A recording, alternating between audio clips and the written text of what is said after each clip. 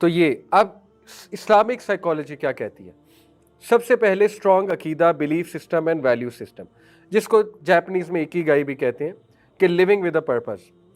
دیکھیں اپنے بچوں کا عقیدہ اسٹرانگ بنائیں بچپن سے، تاکہ آگے جا کے انہیں کوئی لاس آئے، ٹھوکر ملے، ریگریٹ آئے تو ان کا عقیدہ اسٹرانگ ہو.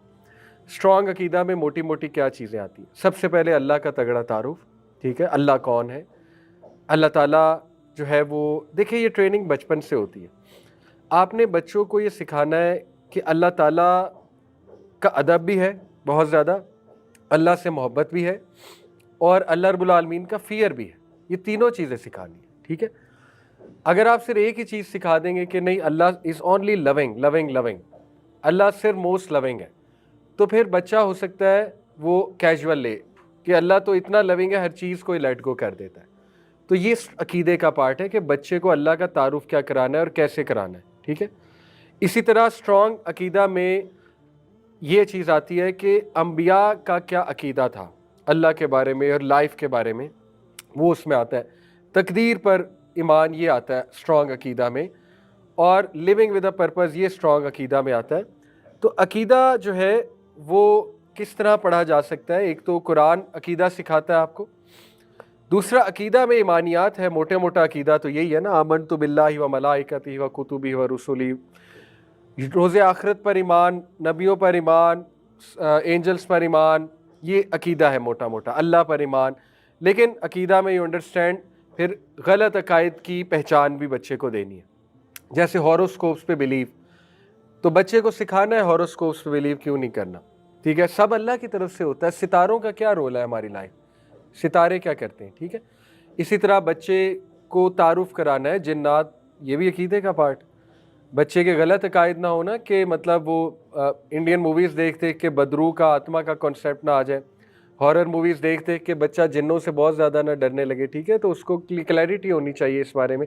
ہیلووین کا بچہ نہ قائل ہو، یہ بھی تو عقیدے کا ہی پارٹ ہے نا. تو ماڈرن جو مسائل ہے عقیدے کو لے کے ذرا ان کو ایڈریس کرنا.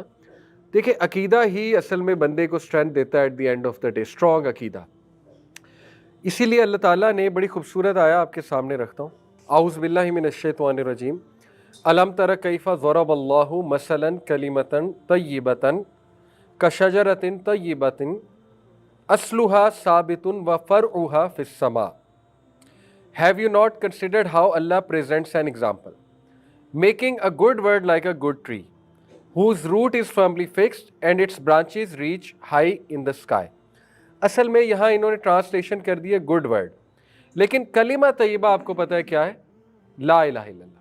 کلمہ طیبہ از لا الہ الا اللہ، ٹھیک ہے. تو لا الہ الا اللہ کی مثال اللہ ایسے دیتا ہے، یعنی عقیدے کی مثال، اسٹرانگ عقیدے کی، جیسے ایک اسٹرانگ درخت ہے، اور وہ اسٹرانگ درخت کی جڑیں بہت مضبوط ہیں، اور اس کی جو برانچیز ہے، شاخیں، وہ آسمان کی بلندیوں کو چھو رہی. یہ مومن کی مثال ہے. ایک بہت خوبصورت حدیث ہے، مومن کی مثال کھجور کے درخت سے دی ہے نبی صلی اللہ علیہ وسلم نے. سنی آپ نے حدیث؟ بڑی خوبصورت حدیث ہے. کھجور کے درخت سے مومن کی مثال کیوں دی ہے؟ کھجور کا درخت is one of the rarest tree جو ہر موسم میں فرٹائل ہے، ہر موسم میں. ایون صحرا میں کھجور اگا دیتا ہے کھجور کا درخت. کتنی پازیٹیو بات ہمارے نبی نے بتائی کہ مومن کھجور کے درخت کی طرح. اور ایک اور حکمت ہے اس میں، کھجور کے درخت کی مثال کیوں دی ہے مومن کے لیے؟ کھجور کا درخت ہر طرح سے بینیفیشل ہے، پتوں سے لے کے. کھجور جس مرضی قسم کی کھجور ہے فائدہ دیتی ہے کہ نہیں دیتی؟ کچی کھجور کے اپنے فائدے ہیں، پکی کھجور کے اپنے فائدے ہیں، اس کی گٹھلی کے اپنے فائدے ہیں، ایک ایک چیز کھجور کے درخت سے ریلیٹڈ اس کے اپنے فائدے ہیں. آپ دیکھیں اللہ کے نبی نے تو آپ کی اتنی پیاری مثال دی کہ مومن کھجور کے درخت کی طرح ہے. مومن جو ہے ہر موسم میں چل جاتا ہے، ٹھیک ہے. اسی طرح اللہ نے مثال جو دی وہ ایک ایسے درخت کی دی، یہ مومن کی مثال ہے جس کا عقیدہ بہت اسٹرانگ ہے، جو لا الہ الا اللہ پہ گرپ ہے، جس کی درخت ہے، شاخیں آسمان کی بلندی کو چھو رہی ہیں، اور جڑیں بہت مضبوط ہیں. اور اللہ نے کہا it produces its fruits at all time تؤتی اکولہا کل حین باذن ربہا، کہ اس کا جو فروٹ ہے وہ ہر وقت بن رہا ہے by the permission of its lord. یہ ایکچولی کھجور کے درخت کی مثال ہے، ٹھیک ہے، ٹیکنیکلی تفسیر میں. And Allah presents example for the people that perhaps they will be reminded. देखिए अभी कितनी खूबसूरत मिसाल है। जड़ मजबूत होने का क्या मतलब है? देखिए मोमिन पे जब गम आता है या बहुत डिप्रेशन आती है तो उसकी जड़ नहीं हिलती, उसके पत्ते झड़ जाएंगे। मैक्सिमम क्या होगा, फ्रूट गिर जाएंगे, कुछ पत्ते झड़ जाएंगे ऐसे दरख्त के। आप सोचे एक दरख्त है बहुत स्ट्रांग, तूफान आता है बहुत ज़्यादा, मैक्सिमम यही है ना कि उसके पत्ते गिर जाएंगे, उसका कोई एक आधा तना हिल जाएगा, एक आधी शाख टूट जाएगी, ठीक है, लेकिन उसकी जड़ इतनी मजबूत है अपनी जगह से नहीं हिलेगा। तो दिस इज़ व्हाट अकीदा डज टू यू, स्ट्रॉन्ग अकीदा, तकदीर पर बहुत स्ट्रॉन्ग अकीदा, ठीक है। तो ये मिसाल याद रखें। और ये तरबियत के हवाले से बहुत खूबसूरत आया है कि बच्चों की तरबियत जो है वो सुभान अल्लाह आप देखें इस हवाले से। तो एक तो अकीदा, ठीक है। नंबर 2 रिलेटेबिलिटी, बहुत खूबसूरत बात है। रिलेटेबिलिटी जो है ये हमारे दीन ने इतनी क्रिएट की है। कुरान में जितनी स्टोरीज़ है वो रिलेटेबिलिटी के लिए ही तो है ना। आप देखें ऐसे मसाइल चूँकि ज़्यादा कॉमन आते हैं इसलिए मैं बार बार ये मिसालें देता हूँ। लेट्स से किसी को औलाद नहीं हो रही, किसी खातून को, आपके लिए इतनी बड़ी रिलेटेबिलिटी अल्लाह ने क्रिएट कर दी, हज़रत आयशा की औलाद नहीं थी, इससे बड़ी रिलेटेबिलिटी क्या है आपके लिए? हज़रत आयशा तो दूसरी शादी भी नहीं कर सकती थी, उम्महातुल मोमिनीन को शादी बैंड था, नहीं थी औलाद। हज़रत हफ्सा की औलाद थी, नहीं थी, तो क्या उन्होंने ज़िंदगी नहीं गुजारी? रिलेटेबिलिटी क्रिएट हो रही है कि आप अकेले नहीं हैं। इमाम बुखारी की शादी नहीं हुई, ज़्यादा मशहूर बात यही है, ठीक है, मारूफ बात यही है, नहीं हुई। इमाम अहमद बिन हम्बल के बारे में भी गालिबन आता है, खैर, लेकिन ऐसे हमारे अइम्मा गुजरे हैं जिनकी शादियां नहीं हुई फॉर वेरियस रीजंस, करना चाहते होंगे लेकिन इल्म में लगा दी सारी उम्र। इमाम इब्न तैमिया के बारे में आता है गालिबन, उनकी भी शादी नहीं हुई। तो there are so many people जिनसे आप रिलेट कर सकते हैं कि अगर औलाद नहीं हुई तो इसका ये मतलब नहीं यू आर डूम्ड या आपकी नस्ल ख़त्म है।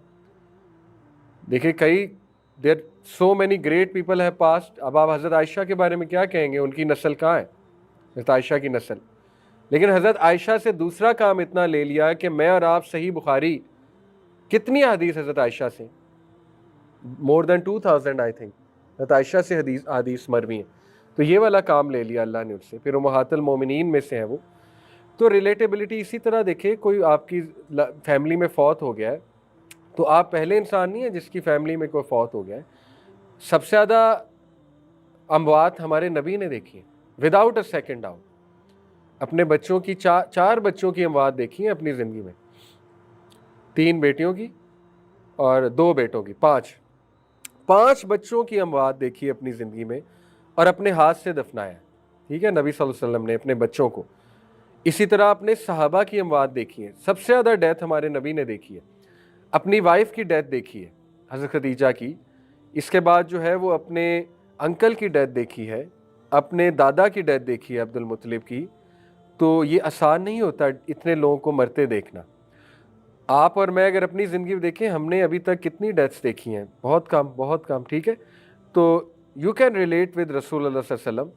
तो रिलेटेबिलिटी रियली हेल्प्स, इसीलिए कुरानिक स्टोरीज से रिलेट करना चाहिए। सपोर्ट सिस्टम बहुत ज़रूरी है, काउंसलिंग फ्रॉम लव्ड वंस, ख़ानदानी निज़ाम, और जितना कुंबा स्ट्रॉन्ग होगा उतना अच्छी बात है। इसलिए अपनी फैमिलीज़ को स्ट्रॉन्ग रखें और एक दूसरे का साथ दिया करें, बड़ी तक़वियत मिलती है एक दूसरे को दिलासा जब दिया जाता है।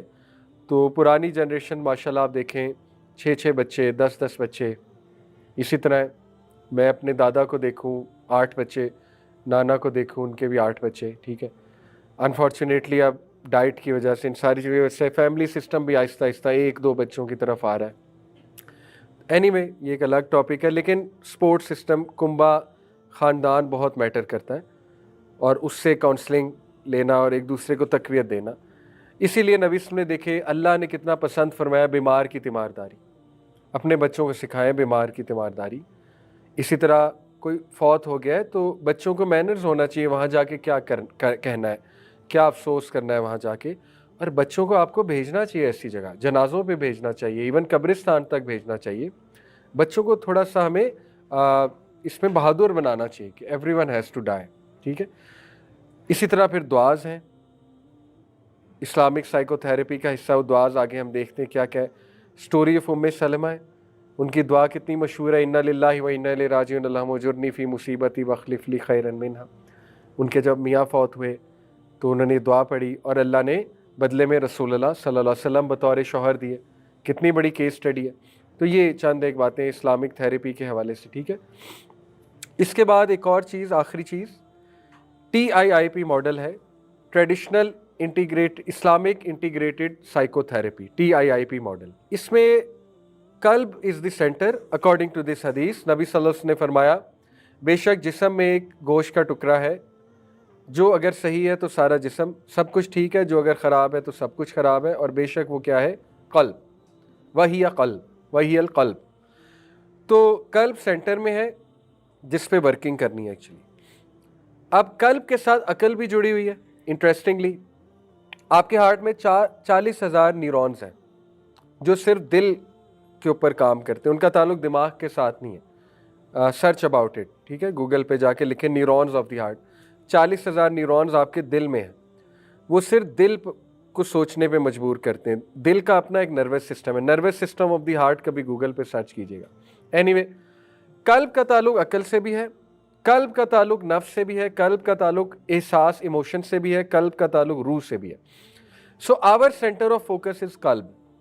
वेस्टर्न साइकोलॉजी का मसला ये है कि कल्ब को निकाल दिया उन्होंने बीच में से, और इंसान को बस एक ऐसा ही उन्होंने क्रिएचर समझा जिसका दिमाग सब कुछ है। तो इसलिए जब भी हमने अपने मसाइल को ठीक करना है तो सबसे पहले कल्ब का इलाज करना है, ठीक है। और कल्ब का इलाज आपको पता है उसमें फिर बहुत सी चीज़ें आती हैं। मिसाल के तौर पे हमने गुनाह भी छोड़ना है। देखिए, अगर हमने डिप्रेशन सैडनेस से निकलना है, हमने गुनाह भी छोड़ना है, क्योंकि गुनाह कल्ब को इफ़ेक्ट करता है। हमने कुरान के साथ भी कनेक्ट होना है, क्या, ताकि कल्ब और स्ट्रेंथन हो। हमने कुरान याद करना है ताकि कल्ब में कुरान आए, ठीक है, कुरान की तिलावत सुननी ताकि कल्ब में कुरान आए। इसी तरह हमने जो है वो अपनी अकल को भी कल्ब के साथ जो है वो जोड़ना है। यानी कल्ब के साथ जोड़ने से मुराद है कि जो अल्लाह के अहकामात हैं उनके मुताबिक अपनी अकल को गवर्न करना है, ना कि अदरवाइज़। कुछ लोग अकल के मुताबिक दीन को जज करते हैं कि मेरी अकल तो ये कहती है लिहाजा ये कर लो, और वो अकल के मुताबिक दीन, कोई दीन के बाद अकल के मुताबिक ना हो तो वो कहते हैं कि ये तो हो ही नहीं सकता। तो देखिए, अकल दीन के ताबे, दीन अकल के ताबे नहीं है। Please understand this. चाहे आपको कोई हुक्म हज़म नहीं हो रहा है अल्लाह रसूल का, फिर भी अमल करना है, क्योंकि यही तो दिल की खुराक है, ये तो कल्ब है। तो ये चीज़ बहुत ज़रूरी है, ये मॉडल लगाना, कि आपने अपनी सोचें भी ठीक करनी है। देखिए, कॉग्निशन जो सबसे ऊपर है, अकल, उसको भी ठीक करना है, सोचों को अच्छा सोचना है, अल्लाह के बारे में अच्छा सोचना है। नफ्स, आपने बिहेवियरल इंक्लिनेशंस या जो नफसानी ख्वाहिशात हैं उनको कंट्रोल करना है, गुनाह से बाहर निकलना है। नंबर 3, आपने एहसास, अपने इमोशंस को भी ठीक रखना है। नंबर 4, आपने रूहानी सेहत जो है उसको भी ठीक रखना है।